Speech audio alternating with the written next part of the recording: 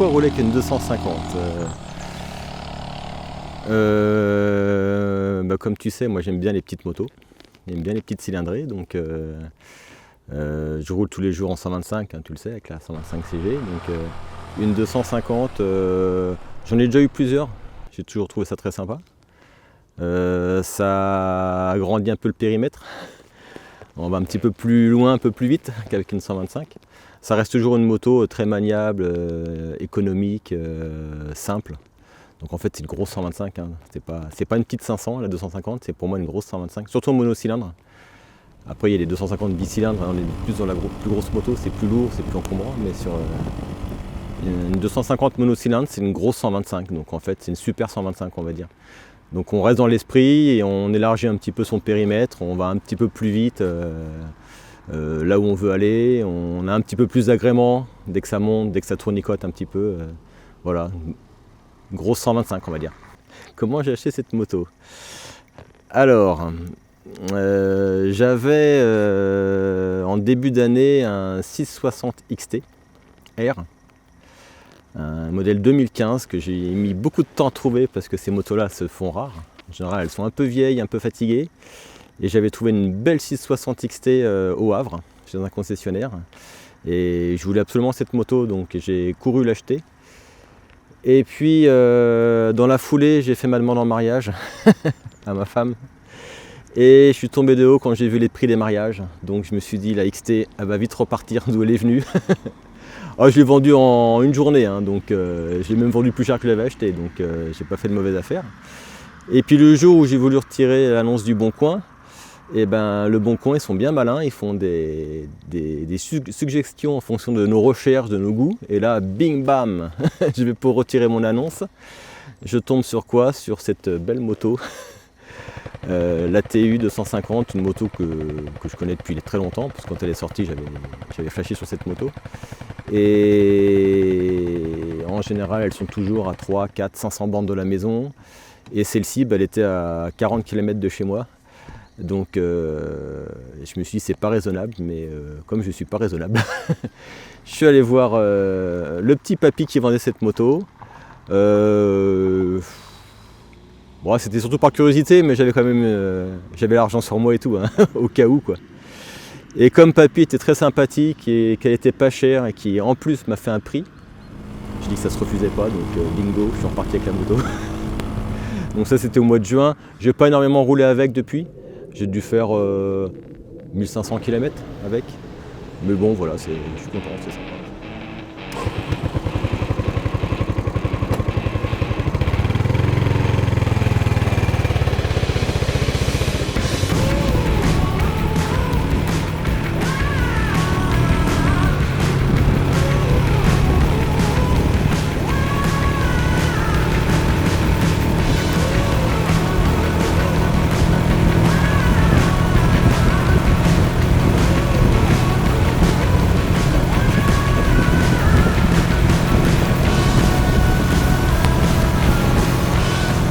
Alors, le charme de cette moto, c'est simple. Déjà, moi je voulais une moto un petit peu vintage, la petite moto du dimanche, jolie, avec des chromes, tout ça.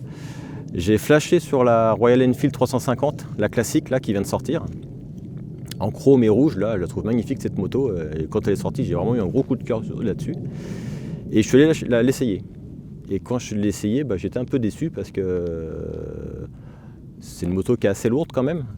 Et elle fait 20 chevaux et je pensais que ça marchait mieux que ça, quoi. C'est quand même assez... c'est sympa, hein, ça roule bien. Et puis je me suis dit en vitesse maxi j'étais à 110. Vraiment elle avait tout donné à 110 et je me suis dit je suis pas très loin de ma CG en fait, donc payer si cher pour une moto qui a besoin qu'on la cravache pour aller à cette vitesse là, ça me plaît pas trop quoi. Donc très bonne moto pour rouler à 90, 95, 100. Mais je me suis dit, mince, c'est quand même pas loin de 5000 € pour une moto qui a du mal à prendre 110, surtout aussi récente que ça, j'étais un petit peu déçu. Donc je me suis dit, non, je ne mettrais pas tant d'argent pour une moto de loisir que pour le dimanche, alors que je roule tous les jours avec une moto à 800 €. Je trouvais ça un peu trop le luxe pour moi. Donc je laissé tomber. Et puis quand j'ai essayé la TU, là, par hasard, j'ai retrouvé exactement la même sensation qu'avec la Royal Enfield. Donc je me suis dit bingo, voilà, ça me plaît, mais celle-là je vais la payer 1500 balles, quoi. Je vais pas la payer 5000 euros. Et du coup je regrette pas parce que j'ai les mêmes sensations qu'avec la 350 classique là. Ça marche pareil, hein, ça prend 110, ça roule sur le couple, c'est sympa, quoi.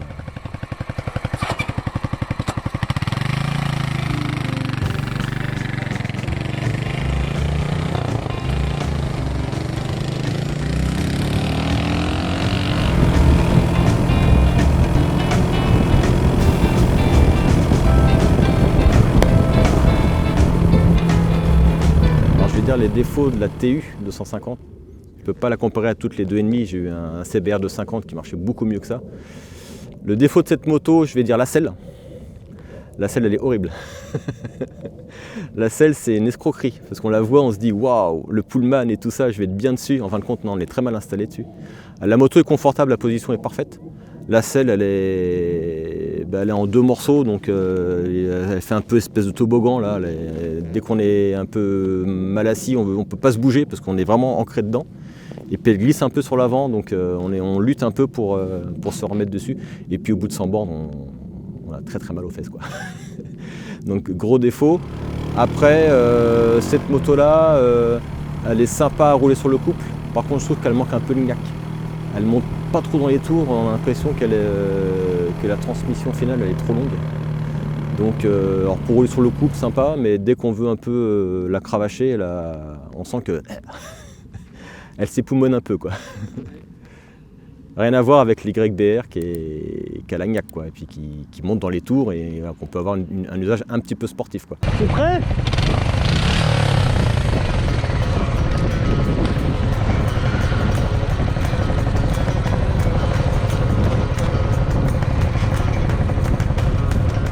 On se dit 3, 2, 1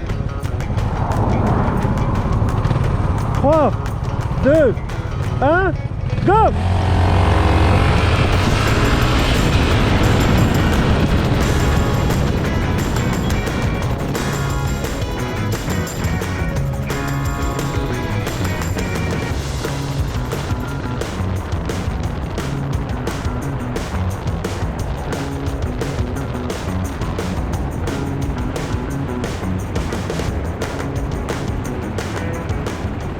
J'ai pu comparer les deux, donc oui, il n'y a pas photo, hein.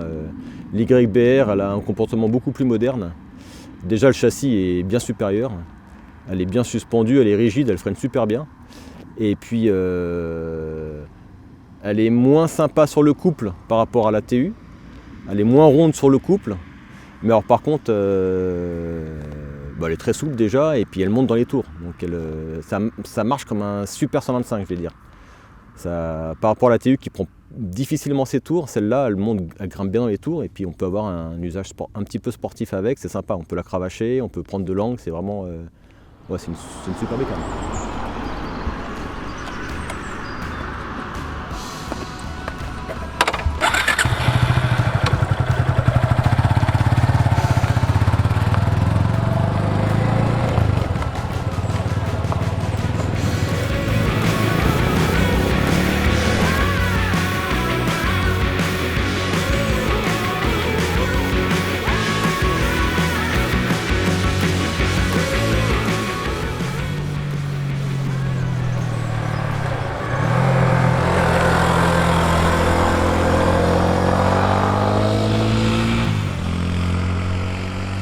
Alors, c'est un peu compliqué comme question, hein, pourquoi je la remplacerais, parce que en fait, j'aime bien avoir ma petite moto un peu vintage, jolie, donc mon rêve c'est une W800, Kawasaki W800 ou 650, parce que j'adore cette moto. Donc si j'avais les moyens et que j'étais vraiment pas raisonnable du tout, je la remplacerais par ça.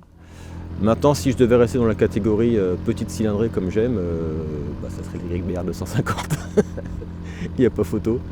Alors, le voyage dont je rêve et avec quelle moto, c'est un projet pour 2024. Ce serait de partir traverser le Maroc avec ma petite 125 CG. Donc c'est dans les tuyaux, j'y pense, j'y rêve. J'essaie de planifier ça. Je pense que c'est faisable, hein. Il faut prendre son temps, hein, comme d'habitude. Hein, mais voilà, sur 2 semaines, traverser la France, l'Espagne, prendre le bateau, faire un petit tour du Maroc, par les coins sympas, et puis remonter. Ouais, ça, ah bah parce que c'est rock'n'roll, c'est ça qui est marrant. Si j'y vais avec une grosse moto, je pense que ça a moins de charme, c'est plus facile, il y a moins de choses à raconter. Et puis la petite 125 qui, je pense, doit pulluler un peu là-bas, parce que je pense qu'ils roulent beaucoup avec des petites motos comme ça. Je pense que ça permet de peut-être créer le lien. Puis c'est une petite moto qui se répare au bord de la route, quoi. Et puis dans n'importe quel village, voilà. Puis de la pièce chinoise, on en trouve partout pour réparer. Et puis faire de la piste avec cette 125, ça me fait pas du tout peur. Je fais un peu d'enduro, donc ça va, je maîtrise un peu la moto, mais c'est surtout le fait de faire de la piste, faire demi-tour n'importe où. Si on est dans un hôtel, qu'il y a un petit passage où on peut la garer, on la gare là. C'est facile à faire, c'est pas encombrant, donc voilà. Puis pour tout le charme que cette moto apporte.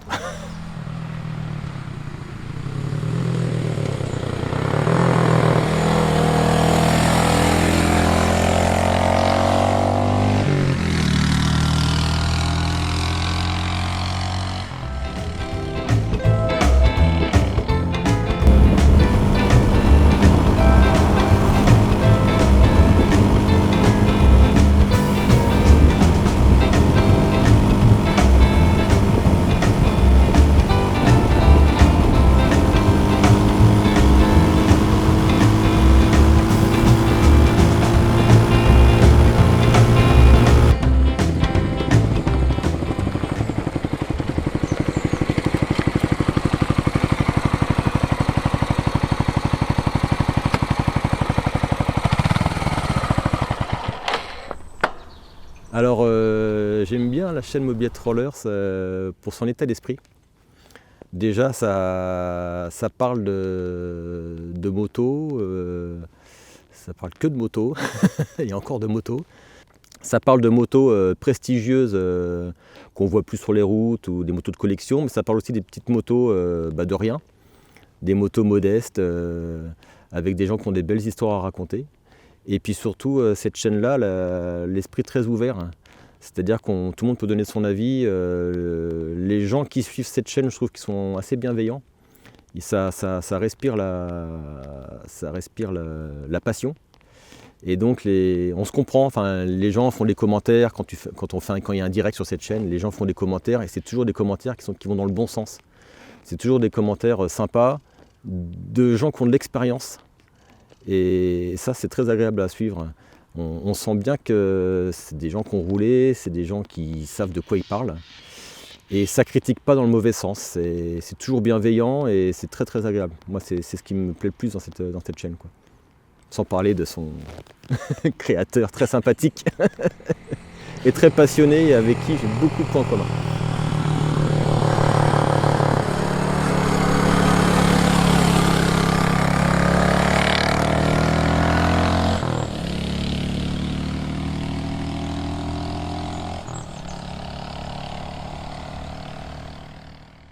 Moi j'aime bien rencontrer des gens justement comme le fameux Olive parce que ça roule sans se prendre la tête et puis on a plein de trucs à raconter, on se retrouve, on fait un tour en bécane, on est content. Qu'est-ce qu'on veut de plus? Rien du tout.